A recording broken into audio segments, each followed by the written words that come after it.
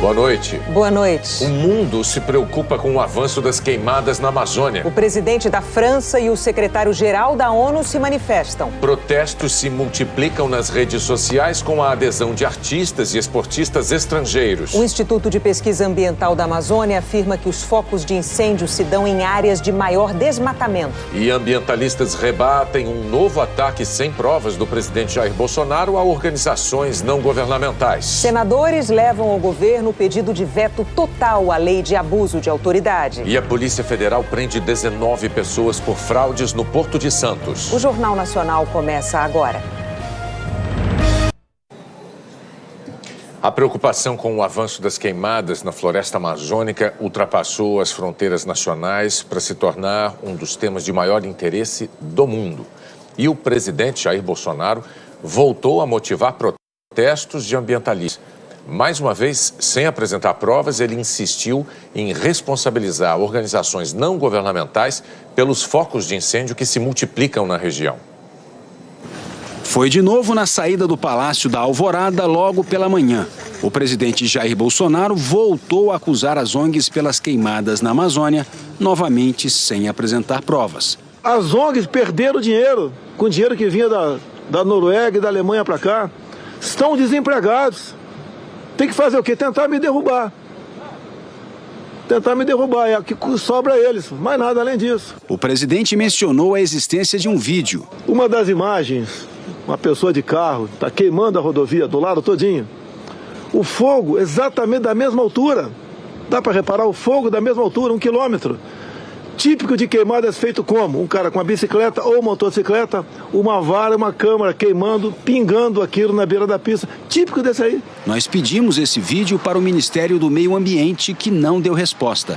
Em seguida, na entrevista, o presidente reconheceu que não há provas contra as ONGs. Não se tem prova disso, meu Deus do céu. Ninguém escreve isso, vou queimar lá, não existe isso. Se você não pegar em flagrante quem está queimando e buscar quem mandou tu fazer isso, que isso está acontecendo, é um crime que está acontecendo. Mais ainda, o Ministério da Justiça pode mandar 40 homens, dá para entender, 40 homens para combater incêndio, dá para entender, não tem recurso. Chegou esse caos, chegou no caos. O presidente também disse que há outros suspeitos. Podem ser fazendeiros também? Pode ser fazendeiro, pode. Todo mundo é suspeito. Mas a maior suspeita vem de ONGs. Sem citar nomes, o presidente voltou a criticar os governadores dos estados da Amazônia. Ontem, Bolsonaro disse que eles estariam sendo coniventes com as queimadas. O governador do Amapá, Valdez Góes, do PDT, que preside o Consórcio Interestadual de Desenvolvimento Sustentável da Amazônia Legal, disse que é preciso unir esforços para combater o problema e que especulações sem provas não podem ser feitas. É importante uma união de esforços entre o governo federal e os governos subnacionais, os governos estaduais e até mesmo a iniciativa privada, a sociedade civil organizada, para combater tanto o desmatamento quanto a questão das queimadas. Essas especulações, de certa forma, nenhum governador, nenhum ministro, nenhum presidente pode fazer sem o devido aferimento. Então, se o governo federal tem provas disso, ele tem que colocar logo de pronto essas provas. Senão vira um debate que ganha um campo mais político, né, e de divergência, de conflito e de solução do problema. A líder do Cidadania no Senado, Elisiane Gama, criticou as repetidas declarações sem provas do presidente. O presidente acaba procurando inimigos imaginários, acusando ONGs, no meu entendimento, de uma forma leviana, sem necessariamente partir para uma ação mais concreta. Pedir, por exemplo, um inquérito na Polícia Federal, provocar a investigação, naturalmente, que se temos culpados e criminosos, eles precisam ser penalizados. As declarações de Bolsonaro foram duramente rebatidas também por ambientalistas, que se dizem alarmados com os novos ataques do presidente sem a apresentação de provas. Eles criticam ainda a falta de clareza da política ambiental do governo e o afrouxamento na fiscalização. Já que ele não podia negar que as fumaças estavam no ar, ele procurou um culpado. E culpou justamente aquelas organizações que estão trabalhando para lutar pela conservação da floresta e jamais para degradar a floresta. Essas queimadas são uma consequência de uma redução dramática na fiscalização. O governo, infelizmente, vem sinalizando que vai flexibilizar a legislação e que vai deixar de fiscalizar. Isso foi um sinal muito forte, digamos que foi um rastilho num barril de pólvora. Nas últimas 48 horas, foram 1.373 focos de queimadas na Amazônia, mais da metade dos registros em todo o país. Um estudo do Instituto de Pesquisa Ambiental da Amazônia mostra a relação direta entre a derrubada da floresta e as queimadas. Os 10 municípios da região com mais registros de focos de incêndio são também os que mais desmataram. São Félix do Xingu está entre eles. Os outros são Apuí, Altamira, Porto Velho, Caracaraí, Novo Progresso, Lábrea, Colniza, Novo Aripuanã e Itaituba. Nós tivemos alguns meses atrás a indicação do INPE de que tivemos um aumento do desmatamento nos meses de junho, julho e agosto em relação ao ano passado. E agora nós tivemos também os dados do INPE indicando que houve um aumento de 80% nos focos de incêndio. Então essas são coisas correlacionadas. O incêndio, né, a queima da floresta é uma forma de você abrir novas áreas, portanto ampliar o desmatamento. As queimadas se estendem pela maior parte da Amazônia Legal, que corresponde a mais de 60% do território brasileiro. Engloba a área total do Acre, Amapá, Amazonas, Pará, Rondônia, Roraima, Tocantins e Mato Grosso e parte do estado do Maranhão. Palmas amanheceu tomada por uma fumaça branca e densa. Cuiabá está coberta de fumaça. O problema também se repete em outras regiões do estado. No campo, os prejuízos se acumulam. No Pará, uma das áreas atingidas é o Parque dos Campos Ferruginosos.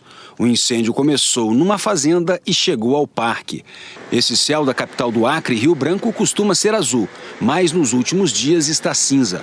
Apesar dos números e das imagens provocadas pelas queimadas, o ministro das Relações Exteriores disse que o Brasil é vítima de uma campanha com informações ambientais falsas. O Brasil, especificamente, está sendo alvo de uma campanha completamente deslocada e equivocada de ataques em relação à questão ambiental. Infelizmente, existem algumas forças que resistem a isso e usam essas falsidades ambientais para nos atacar injustamente. O presidente da Comissão de Meio Ambiente da Câmara cobrou ações do governo. É lamentável, nós precisamos de ação. A floresta está queimando, o desmatamento está muito intenso, nós precisamos que as equipes de fiscalização possam atuar, nós precisamos de uma ação concentrada do governo, é hora de agir e não hora de ficar encontrando, enfim, subterfúgios, enfim, é realmente muito triste que a gente tenha chegado nesse momento. O Brasil vai pagar um preço muito caro por estar agindo com irresponsabilidade nesse caso. Depois de ouvir reclamações dos possíveis prejuízos ao agronegócio, o presidente da Câmara disse que vai criar uma comissão para tratar do aumento das queimadas. O deputado Rodrigo Maia afirmou que pretende discutir questões relativas à Amazônia com parlamentos europeus e que abordou esse assunto com o presidente Jair Bolsonaro. Sentamos ontem longamente, vamos discutir alguns projetos, vamos discutir a possibilidade. Eles marcaram uma audiência na Embaixada da Grã-Bretanha e depois vamos marcar algumas visitas, se necessário for, a alguns parlamentos da Europa para mostrar. O parlamento brasileiro, em diálogo com o governo, em nenhum momento pretende aprovar leis que flexibilizem, né, a preservação de um patrimônio que talvez seja o patrimônio mais importante que o Brasil tem, que é o meio ambiente. Fora do Brasil, as queimadas na Amazônia estiveram o dia todo no centro das atenções de autoridades, das redes sociais e da imprensa. Amazônia queimando. Foi a manchete escolhida pela rede de TV americana ABC. Os principais canais dos Estados Unidos exibiram imagens dos incêndios florestais.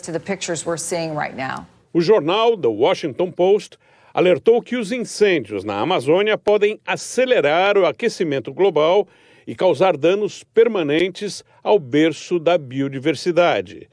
O francês Le Monde estampou na manchete do site: incêndios na Amazônia. A polêmica aumenta no Brasil. O jornal também destacou que o fogo é um flagelo sazonal que foi agravado pelas políticas do presidente Bolsonaro. A rede britânica BBC e o jornal The Telegraph destacaram a fala do presidente brasileiro, que afirmou que o Brasil não tem dinheiro para combater os incêndios. Nas redes sociais, os protestos se multiplicaram, com a adesão de personalidades do mundo todo. O ator americano Leonardo DiCaprio escreveu: "Os pulmões da Terra estão em chamas. A maior floresta tropical do mundo é um pedaço crucial da solução climática global." O jogador português Cristiano Ronaldo publicou: "A floresta amazônica produz mais de 20% do oxigênio do mundo. É nossa responsabilidade ajudar a salvar o nosso planeta." A modelo brasileira Gisele Bündchen alertou: "Não podemos fechar os olhos para o que está acontecendo na Amazônia. O desmatamento tem que parar." O presidente da França, Emmanuel Macron, disse que os incêndios na Amazônia são uma crise internacional e chamou os integrantes do G7, que reúne alguns dos países mais industrializados do mundo, para discutir a situação que ele definiu como emergencial. O encontro do G7 está marcado para esse fim de semana na França. Horas antes da manifestação do presidente francês, o ministro da Casa Civil, Onyx Lorenzoni, disse que a Europa mente sobre o desmatamento no Brasil. As mentiras ditas na Europa podem ser feitas. Quais são as mentiras? Bom, de que o Brasil é um país que desmata, de que o Brasil é um país que não cuida do seu meio ambiente. Desmata, sim, mas não no nível e no índice em que é dito. Nós precisamos ter lição de ninguém. Até porque nós não podemos ser ingênuos, os europeus usam a questão do meio ambiente por duas razões. A primeira, para confrontar os princípios capitalistas, e a outra coisa é para estabelecer barreiras ao crescimento e ao comércio com o Brasil de bens e serviços. Aqui nos Estados Unidos, o secretário-geral da ONU disse hoje que está profundamente preocupado com as queimadas na Amazônia. Antônio Guterres afirmou que no meio da crise climática global não se pode arcar com mais danos para a maior fonte de oxigênio e biodiversidade do planeta.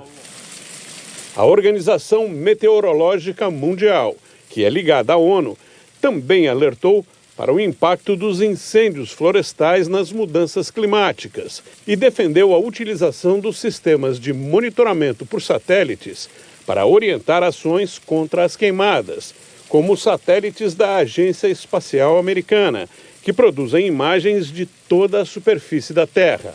Na NASA, quem monitora a maior floresta do mundo é esse cientista, Douglas Morton, chefe do Laboratório de Ciências Biosféricas. Há 18 anos, o Dr. Morton vai ao Brasil para estudar a fronteira entre a floresta e a agricultura na Amazônia. Como isso tem mudado e quais as consequências? Visíveis por satélite. Ele afirmou que as imagens de satélite facilitam o gerenciamento sustentável dessa região tão importante para o mundo. No computador, o cientista mostrou que a área de queimadas na Amazônia em agosto desse ano é muito maior do que no ano passado.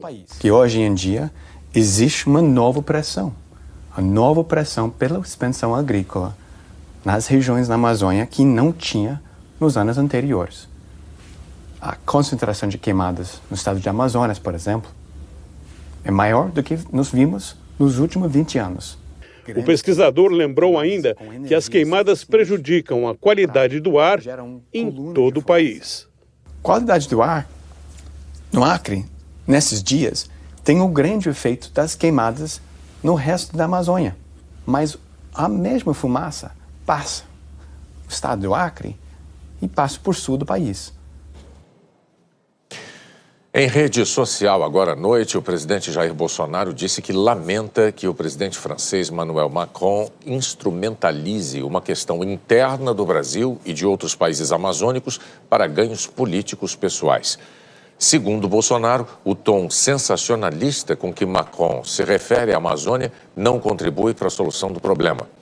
Bolsonaro declarou que o governo brasileiro segue aberto ao diálogo com base em dados objetivos e no respeito mútuo e que a sugestão de que assuntos amazônicos sejam discutidos no G7 sem a participação dos países da região amazônica evoca, entre aspas, mentalidade colonialista descabida no século XXI. A Helena Marques conversou com meteorologistas sobre o clima seco e as queimadas desse ano. Boa noite, Eliana. Boa noite, Renata. Boa noite, Bonner, e boa noite a todos. Olha, esta é a época mais seca do ano, só que todo ano é assim. E segundo os meteorologistas com quem eu conversei, neste ano não há elementos do ponto de vista meteorológico para justificar o aumento nas queimadas. Isso fica evidente neste estudo do IPAM, que é o Instituto de Pesquisa Ambiental da Amazônia. Em Mato Grosso, por exemplo, o número de dias sem chuva, portanto mais secos, foi menor neste ano em relação aos últimos 3 anos. É o que a gente vê aqui nesse gráfico de linha azul. Abaixo dele, a gente tem as barras que indicam o número de queimadas. E o que a gente vê é um grande aumento neste ano, apesar de ter sido menos seco. A mesma constatação se aplica a outros estados da Amazônia Legal. Essa análise aqui leva em consideração o período entre 1º de janeiro e 14 de agosto. Amanhã vamos ter mais um dia com predomínio de tempo seco na maior parte do Brasil, com Palmas e Rio Branco, na região norte, tendo sol o dia todo. E no centro-oeste, praticamente toda a região fica sem chuva também, Renata. E onde pode chover, Eliana? Olha, chuva um pouco mais forte, pegando ali parte do Amazonas, também Roraima, aqui o oeste do Pará, região de Belém e o litoral do Maranhão. Também entre leste de São Paulo até as regiões de Belo Horizonte e Vitória, com risco maior aqui para o Rio de Janeiro, sul de Minas e o Vale do Paraíba em São Paulo. Previsão de grandes volumes de chuva, inclusive amanhã, na cidade do Rio, passando por Juiz de Fora e Poços de Caldas, também Ubatuba no litoral de São Paulo e São José dos Campos. Pancadas de chuva ainda entre o leste de Santa Catarina, grande parte aqui do Paraná, a região central do estado de São Paulo e até o leste, o litoral nordestino. Salvador e Vitória podem ter chuva a qualquer hora do dia. Já Belo Horizonte, essa chuva vem a partir da tarde. São Paulo vai ter uma manhã chuvosa, depois o sol aparece à tarde, mas a condição de chuva vale para o dia todo. Curitiba e Floripa também terão chuva e só Porto Alegre aqui não. Agora, as temperaturas ficam baixas amanhã em todas essas capitais. Só que onde vai gelar mesmo é entre as serras catarinense, gaúcha e na região da Campanha. Nessas áreas, a sexta-feira pode começar com geada de novo, Renata. Então, frio e chuva, principalmente nessa região. Com a vacinação contra o sarampo, com 40 mil doses para estudantes, professores e funcionários de universidades. Ontem, uma UPA da capital mineira fechou depois de atender um paciente.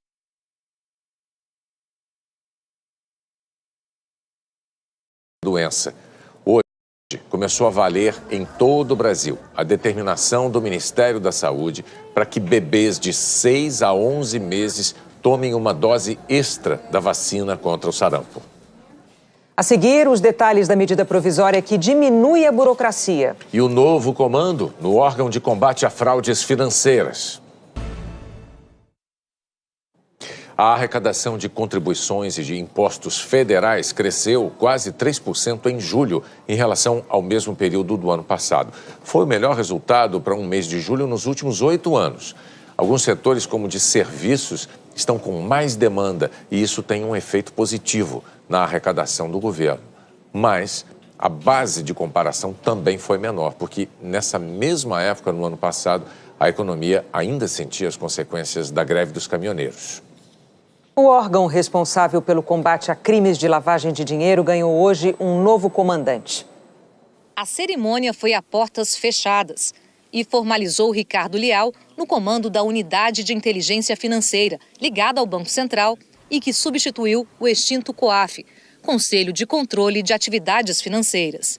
O novo órgão, agora subordinado ao Banco Central, nasce com restrições impostas ao seu funcionamento, por decisão do presidente do Supremo, Dias Toffoli.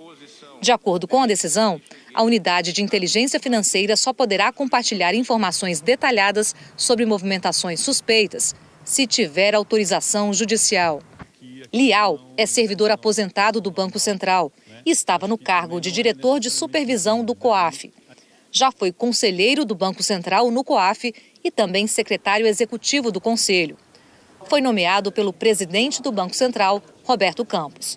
No discurso divulgado para a imprensa, Roberto Campos afirmou que a unidade de inteligência busca a garantia da autonomia técnica e operacional para o exame e identificação de ocorrências de suspeitas de atividades ilícitas, que vê na integração da unidade financeira ao Banco Central um importante passo para a implantação de uma estrutura autônoma que permitirá a continuidade e o aprimoramento do bom trabalho hoje desempenhado pelo COAF, e que está seguro de que os termos do projeto de lei complementar número 112 de 2019, de iniciativa do Poder Executivo, com as alterações que o Congresso vem a promover, irão garantir os necessários mecanismos de blindagem técnica e operacional, oferecendo ao Banco Central autonomia e à unidade de inteligência financeira uma blindagem ainda maior quanto a eventuais pressões de poderes políticos ou econômicos.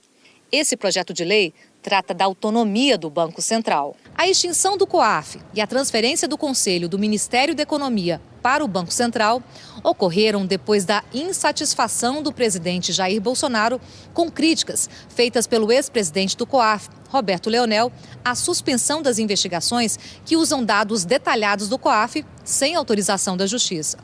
A decisão foi do presidente do Supremo Tribunal Federal, ministro Dias Toffoli, que atendeu a um pedido da defesa de Flávio Bolsonaro, filho do presidente. Flávio Bolsonaro é investigado pelo Ministério Público Estadual, a partir de um relatório do COAF, que revelou movimentações atípicas de R$ 1.200.000 na conta de Fabrício Queiroz, ex-assessor do então deputado estadual Flávio Bolsonaro. O Senado aprovou ontem a medida provisória da liberdade econômica, excluindo a parte que mudava regras de trabalho nos domingos e feriados.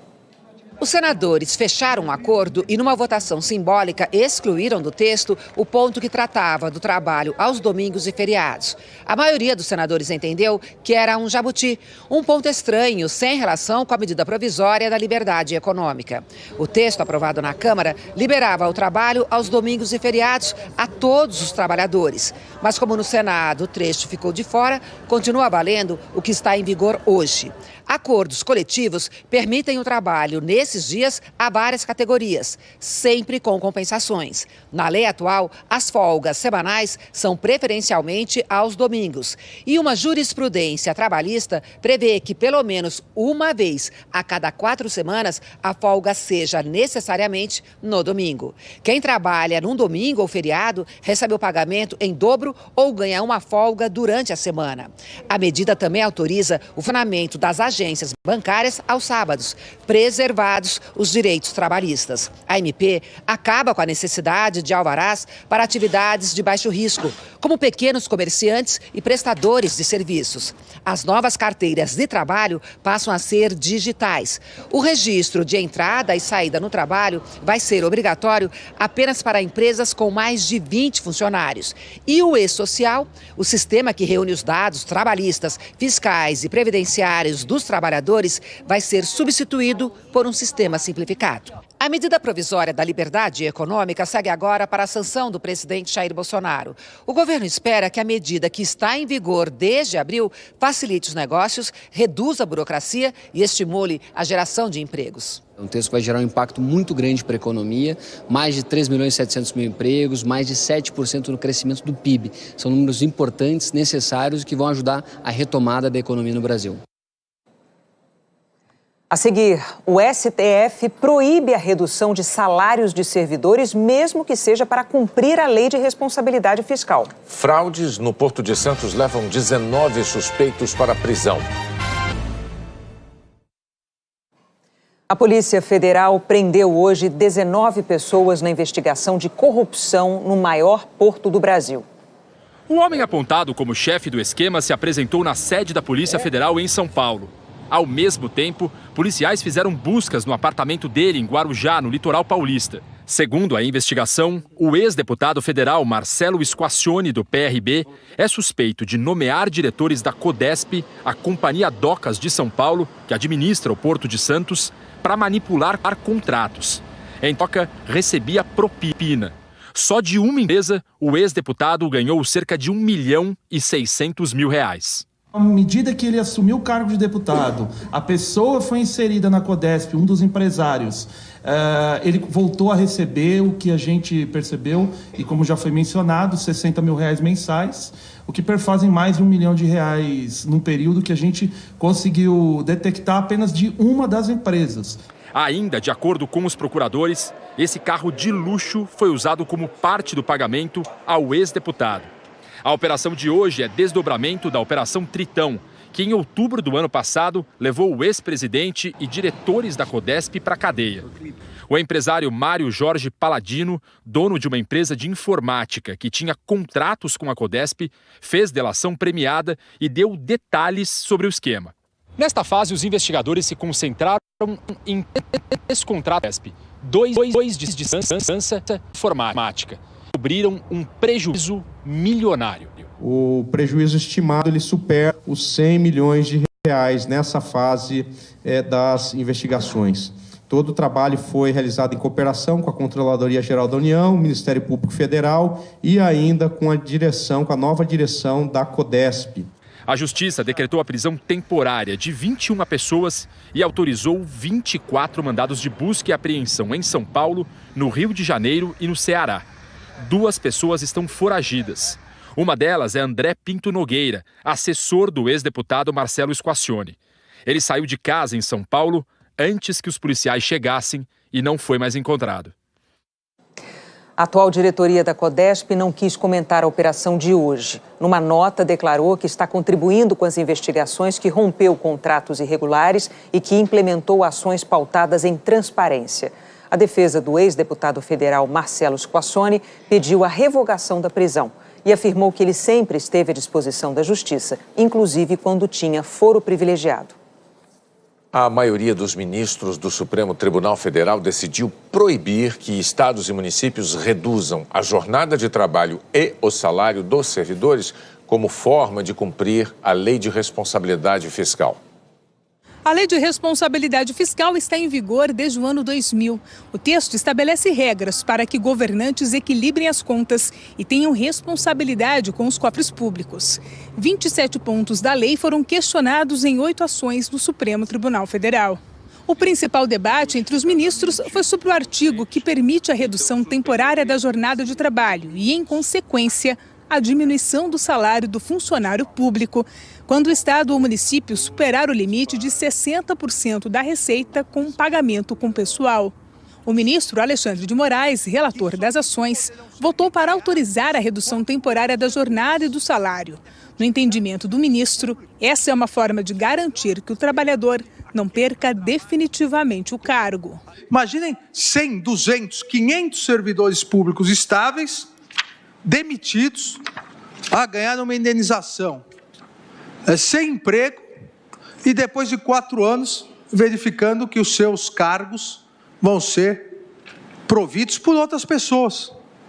Quando se tivessem aguardado um ano e meio até a volta da arrecadação, poderiam permanecer. A garantia maior seria preservada, a estabilidade, e a garantia instrumental para o bom exercício dos cargos, a irredutibilidade de vencimentos, seria flexibilizada. A divergência foi aberta pelo ministro Edson Fachin, que afirmou que a redução de salários é inconstitucional.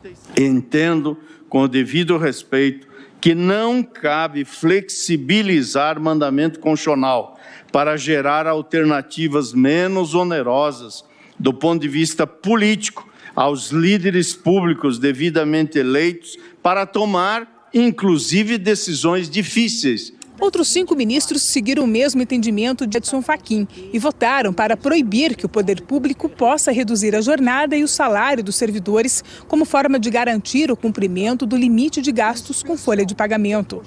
4 ministros, incluindo o relator, votaram para permitir a redução. Com esse placar de 6 votos a 4, o julgamento foi suspenso para esperar o voto do ministro Celso de Mello, que não foi à sessão por problemas de saúde. Levantamento mais recente do Tesouro Nacional aponta que 12 estados descumprem o limite de gasto com folha de pagamento. A seguir, 33 senadores pedem o veto integral da lei de abuso de autoridade. Mergulhadores divulgam novas imagens do Titanic. O déficit no orçamento do governo dos Estados Unidos está crescendo mais rapidamente do que se esperava e vai atingir 960 bilhões de dólares até 30 de setembro deste ano. Projeções indicam que até setembro do ano que vem, esse déficit vai chegar a 1 trilhão de dólares. A alta resulta de um crescimento lento nas receitas do governo federal americano, desde que o presidente Donald Trump promoveu cortes de impostos em 2017. Períodos de incerteza sobre a economia mundial costumam ser acompanhados de um comportamento. Investidores buscam segurança. Por isso, neste mês, o ouro atingiu o maior preço dos últimos 20 anos. Pegue as cédulas de real, de dólar ou de qualquer outra moeda. O valor que elas têm depende da confiança dos países que emitem o dinheiro de papel. Com o ouro, é diferente. O ouro é um porto seguro. Inclusive, os bancos centrais demandam ouro para garantir o poder de compra de suas moedas. No primeiro semestre, os bancos centrais compraram mais de 15 bilhões de dólares em ouro, o maior valor da história. Polônia, Rússia e China lideraram o movimento. O fascínio pelo metal brilhante, resistente e raro vem de milênios, muitas vezes com valor afetivo. A gente sempre tem, né? Uma corrente, um anel, alguma coisinha sempre tem. Sai à rua com coisas de ouro? Não, nem pensar. Em alta no mundo inteiro, a procura pelo ouro hoje tem a ver com o embate comercial entre Estados Unidos e China. A gente hoje passa momentos difíceis. A gente tem problema com guerra comercial, tem problema com Brexit, tem problema na Itália, protesto em Hong Kong. A consequência disso tudo é que as taxas de juros no mundo começam a cair bastante. O ouro é uma relação inversa com juros. Quanto mais baixos os juros, aumenta a demanda, a procura por um ativo extremamente seguro e extremamente líquido, que é o ouro. O resultado da corrida se vê no preço. De janeiro para cá, o ouro subiu 17% em dólar. Em real, a alta foi de 22%. Uma onça Troy, a unidade de medida, que equivale a cerca de 31 gramas, sai hoje por mais de R$6 mil. É a maior cotação dos últimos 20 anos. 193 mil toneladas é a estimativa do estoque de todo o ouro já explorado no planeta, que caberia num prédio de 21 metros de altura por 21 de largura e 21 de comprimento.